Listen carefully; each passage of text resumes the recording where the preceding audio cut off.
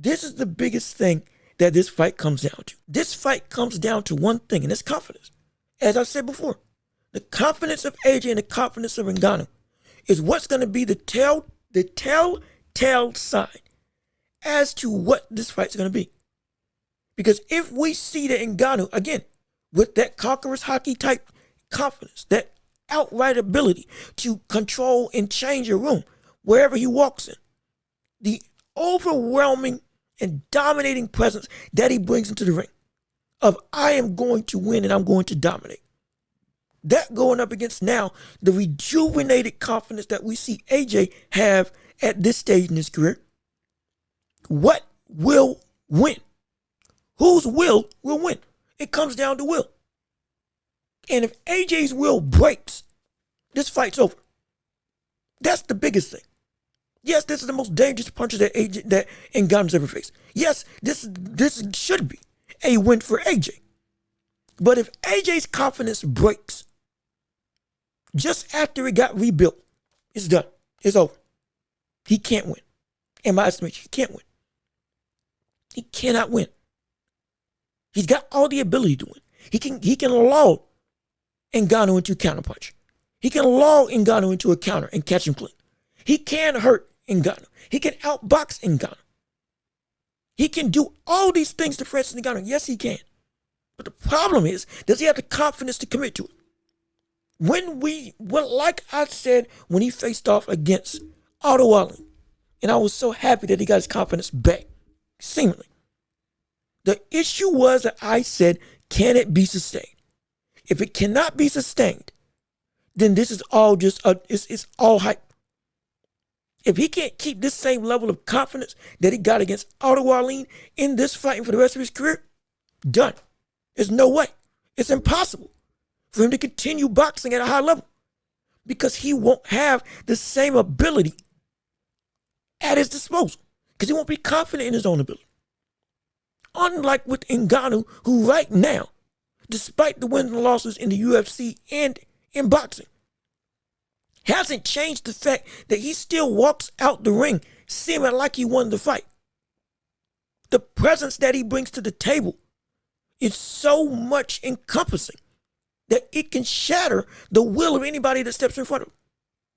It's just the truth of who he is. It's what he is as a fighter, regardless of what sport. That's what you are as a fighter. That's what he is as a fighter. He's got that different level of confidence and outright determination that AJ just got back to. But even him at this renovated state isn't at the same level as we see Ngannou at right now. It's just not the same. We talk about intangibles in boxing all the time. And normally we keep it to strictly the talent level on display. But there's a reason why it is legitimate that boxing is 90% mental, 10% physical. It's because how up here is what matters to what you're able to do with this. The very fist that you wield can't operate without you thinking and making them operate. And if you don't have the confidence that they can operate to their fullest capacity, you can't use them to the fullest capacity. That 10% is 100% of your body. But that 90% controls how much of that 10% can actually be used. That's why it's so overwhelming. You can have all the physical traits in the world, but if you don't have the mental capacity and the mental fortitude to utilize those traits to the fullest of their extent, in the vein of I'm going to win, you will not win. The mental game controls the fight. It just does. The ability to will yourself forward requires the mind. The ability to adapt requires the mind. The ability to react requires the mind. Everything revolves around the mind. The 10% is just the tool. The body is the tool. The mind is the operator. If a swordsman doesn't learn how to use a sword, that sword just becomes a trinket, a dangerous paperweight, a dangerous plaque on the wall. But if they know how to use it, that sword now becomes a weapon. Every weapon isn't a weapon in the hands of everybody. every fighting style isn't necessarily a quality fighting style in the fighting style of everybody. Because everybody's got their own fighting style, yes. But if you can't commit to it fully because your mental state isn't where it needs to be, it becomes useless. You have to have the outright confidence in what you're doing and sustain it the entire time, regardless of the obstacle. There's a reason why Mickey Ward's even though technically he wasn't as great of a boxer, the heart and mental fortitude this brother had was so great. Mickey Ward, Arturo Gatti, Ali, Frazier.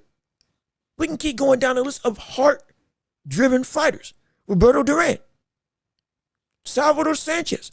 All of these greats that were just so incredibly tough mentally. They would not stop. Jack Dempsey, Jake LaMotta, Sugar Ray Leonard, Marvin Hagler. All of these people just would not stop when stuff got hot, nor never lost the confidence that they had in themselves. Hence, opened up 100% of what their body could do. Because they were able and willing to use everything possible. Because I know if I go full force, I'm going to win. That's with the confidence that they had. That's the mental game that they played.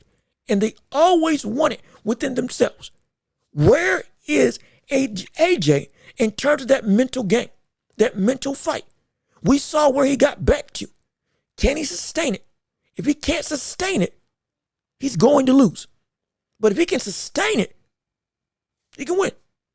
Now again, anything can happen. He could be fighting great and then get caught once clean and just knocked out outright. We get that can happen. But we're talking about if he loses in the fashion of he lost his confidence, he's shot and done. And he may never recover from that mentally.